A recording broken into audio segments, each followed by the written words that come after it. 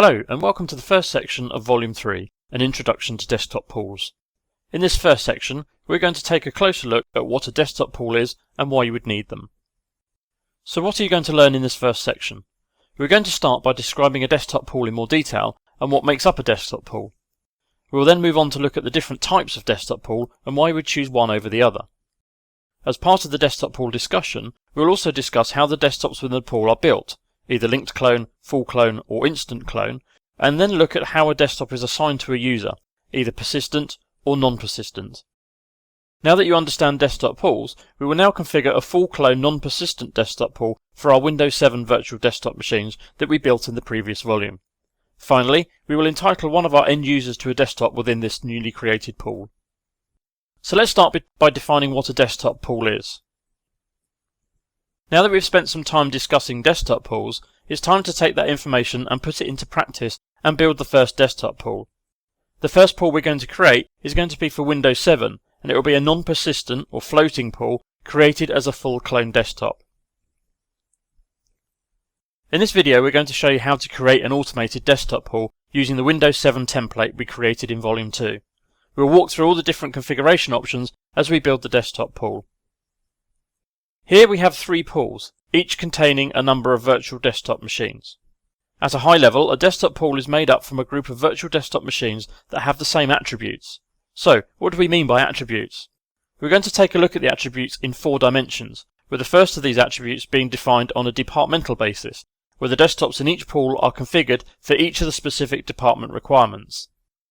In this example, we have 3 departments: the marketing pool, the sales pool, and finally an engineering pool. Each of the departments have different requirements for their virtual desktop machines, so the next attribute we're going to look at is based on the hardware configuration of each of the virtual desktop machines within the pool. Each of the virtual desktop machines within a pool could be configured with a different hardware configuration. For example, engineering could have access to an NVIDIA graphics card. Maybe they also have 4 virtual CPUs and more memory than the virtual desktops in the other pools. Perhaps the virtual desktop machine in the sales pool all have a single virtual CPU, and maybe those in the marketing department pool have 2 virtual CPUs. The next attribute we're going to look at is for the applications. Here you can have different applications installed on the base image of each desktop within a pool. For example, the virtual desktop machines in the sales pool might have Excel installed, and the virtual desktop machines in the marketing pool may have PowerPoint installed. There is of course another way to deliver applications within virtual desktops where you don't need to install them in the base image, which would potentially mean that you would not need to have a desktop pool based on applications. We are of course referring to application layering, whereby an application gets delivered to the desktop on demand when a user logs in. Application layering is out of scope for this particular course, however please have a look at the VMware App Volumes course by PAX Publishing for more details on that particular technology. Finally, the last attribute we're going to talk about is the operating system. Like with applications, here you could have different operating systems running on each of the virtual desktop machines within a pool. For example, the virtual desktop machines in the sales pool might be running Windows 7, and the virtual desktop machines in the marketing pool may be running Windows 10. As you can see, we have created different pools for different departments, configured with different hardware specifications, different applications, and even different operating systems. There are a couple of additional dimensions that we're going to cover next, and that's how the desktops within the pool are built and delivered, and whether the virtual desktop machines are persistent or non-persistent. So let's start with the different types of pools.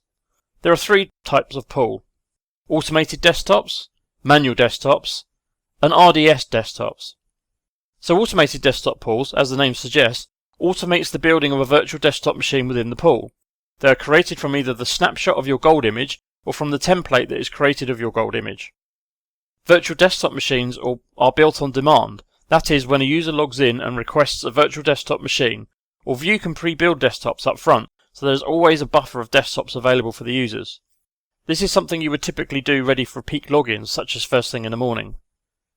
The manual pool allows you to connect to an existing virtual desktop machine, or even a physical desktop machine, just so long as they're running the Horizon agent. And the final desktop pool is for RDS desktops. This allows you to build a pool of session-based desktops that are delivered from the RDSH platform. That leads us on to the next question: persistent or non-persistent? We're going to talk about the different types of desktop assignments and the way a virtual desktop machine is delivered to an end user. This is an important design consideration, as the chosen method could potentially impact on the storage requirements, the hosting infrastructure, and also which technology or solution is used to provision the desktop to the end users. One of the questions that always gets asked is whether you should deploy a dedicated or persistent assignment or a floating desktop non-persistent assignment. Desktops can either be individual virtual machines which are dedicated to a user on a one-to-one basis, as we have in a physical desktop deployment where each user effectively owns their own desktop, or a user who has a new vanilla desktop that gets provisioned, built, personalized, and then assigned at them at login time. The virtual desktop machine is chosen at random from a pool of available desktops that the end user is entitled to use. The two options are as follows. With persistent desktops, users are allocated a desktop that retains all of their documents, applications, and settings between sessions. The desktop is statically assigned the first time that the user connects, and is then used for all subsequent sessions. No other user is permitted access to the desktop. With non-persistent desktop users, they might be connected to different desktops from the pool each time they connect. Environmental applications or user data does not persist between sessions and is instead delivered as the user logs into their desktop. The desktop is refreshed or reset when the user logs off.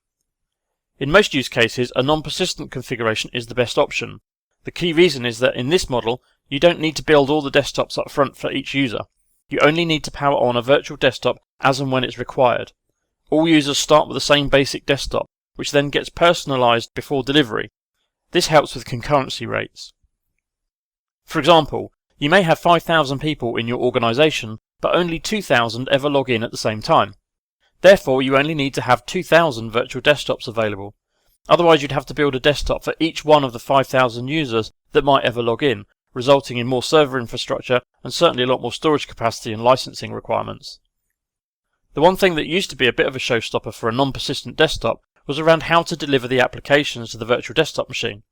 You ended up, as you say previously, having to have different pools to reflect the different application requirements, or install every single application into the gold image.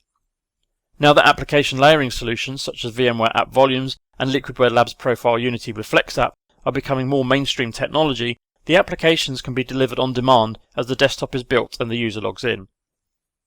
Another thing that we often see confusion over is the difference between dedicated and floating desktops and how link clones fit in with this.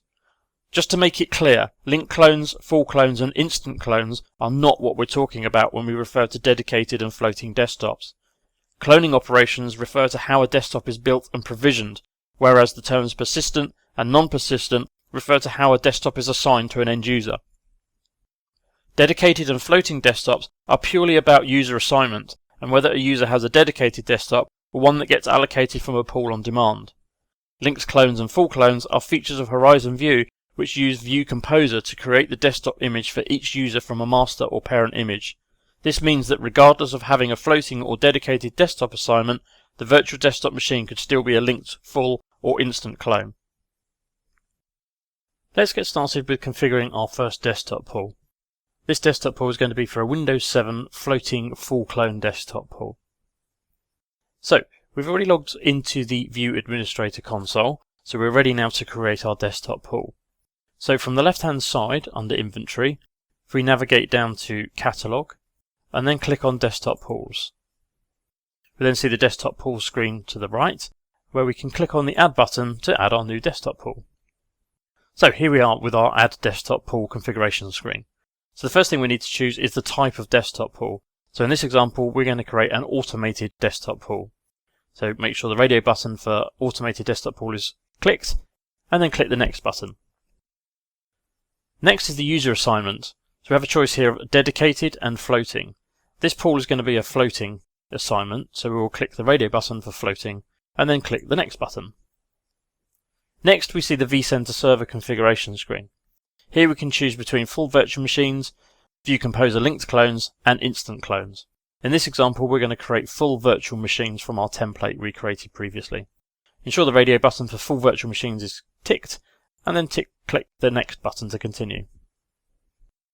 In the next screen we're going to give the desktop pool some identification. So the first thing we're going to do is give it an ID. So this ID we're going to call it Win7 underscore floating underscore full, just to show what this desktop pool actually is.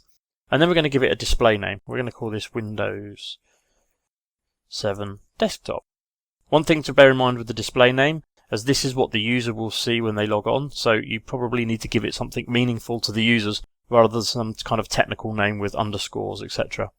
The other thing you need to watch out for with the ID is you can only use characters A to Z in lowercase, A to Z in uppercase, numbers 0 to 9, dash and underscore. You can't use any other characters like hashes or @ signs.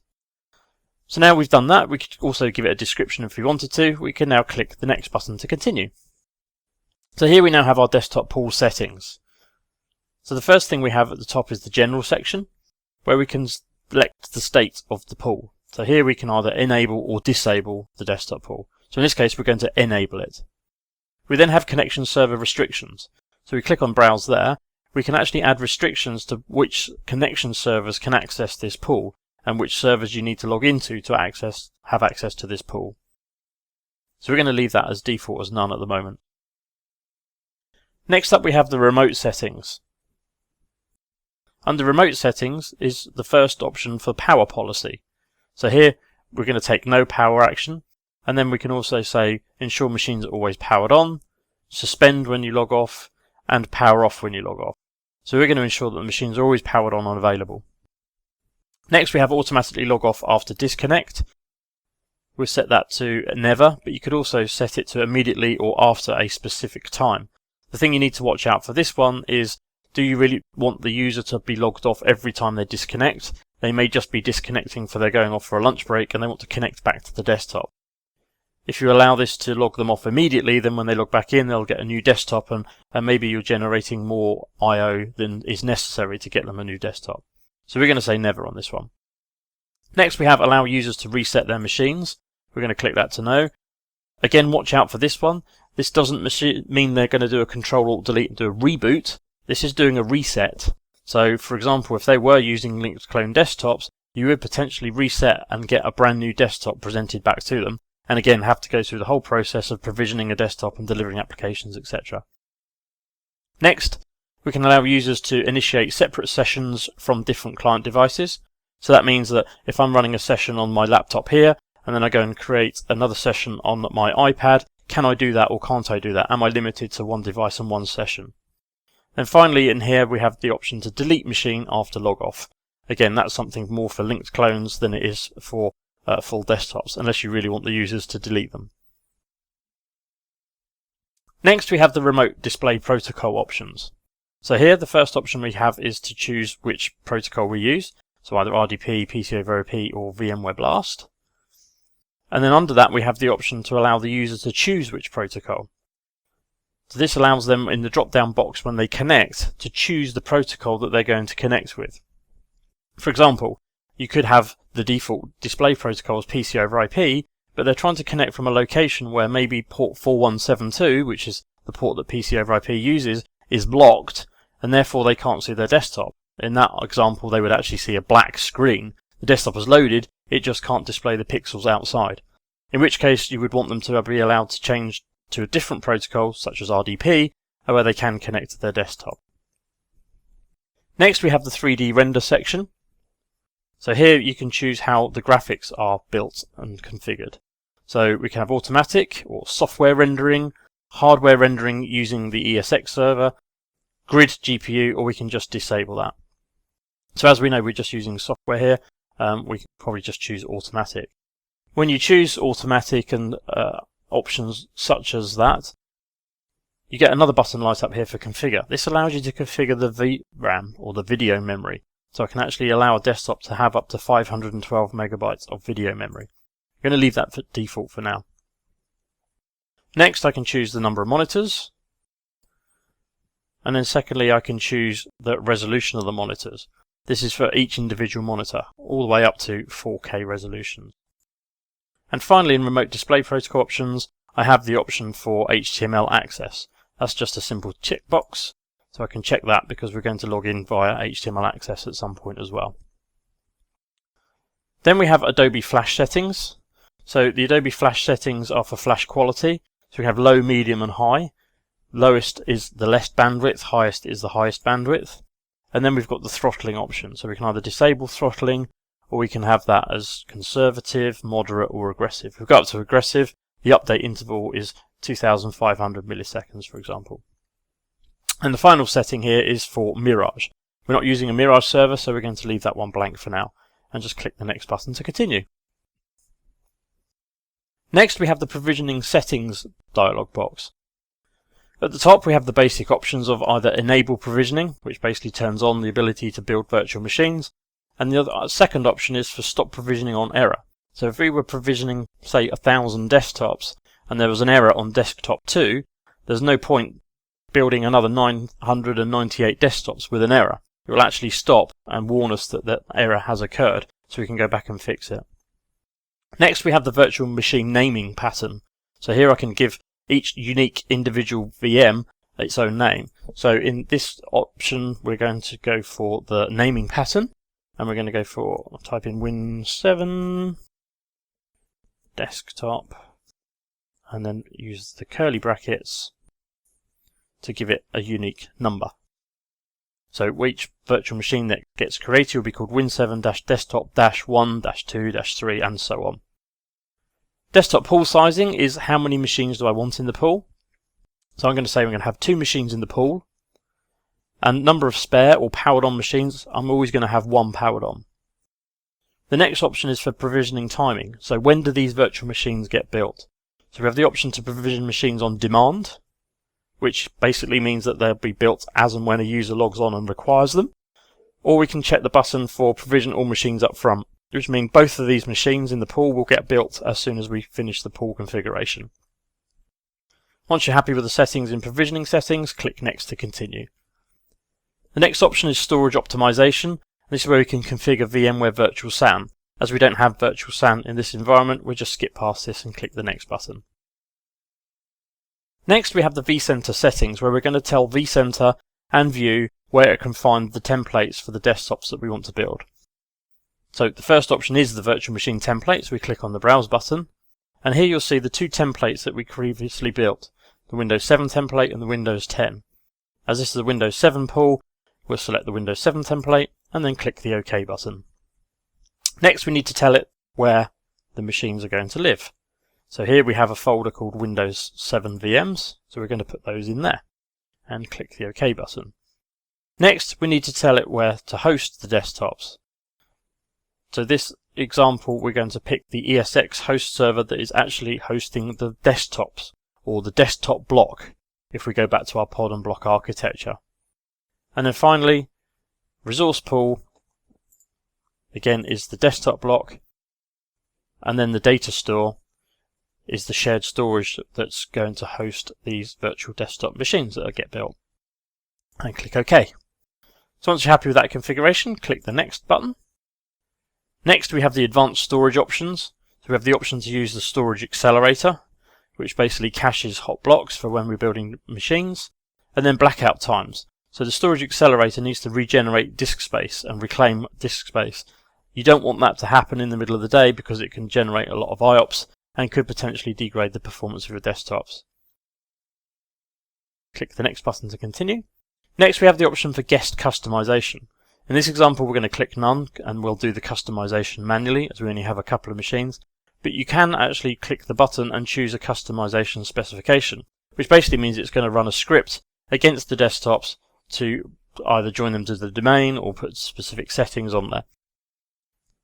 Click Next to continue. And then finally, you'll see the Ready to Complete box. So here we have all the details of the configuration we've just input. So check through that, make sure you're happy with it. We also have at the top here the Entitle Users After This Wizard Finishes box. If we tick that box, when we hit Finish and build the pool, it'll take us straight to the entitlement screen where we can give users access to the desktops within this pool.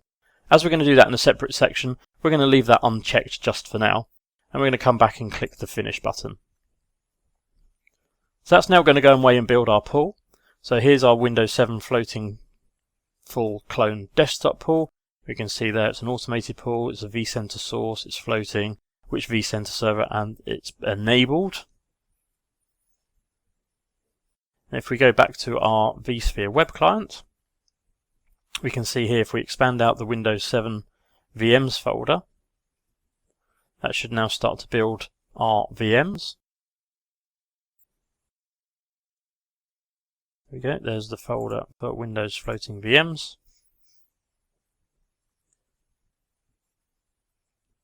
And then once it's finished that, it'll start to build those 2 virtual desktop machines. There we go. So now we have our 2 virtual desktop machines, and we can see our naming pattern, Win7-desktop-1 and -2, and we can see those machines are now being built. If we go back to our view administrator, if we go back to our dashboard, and if we go to the machine status now, we can see here that there's 2 machines in provisioning state, i.e. they're being created from template. So now we've successfully created our first Windows 7 desktop pool.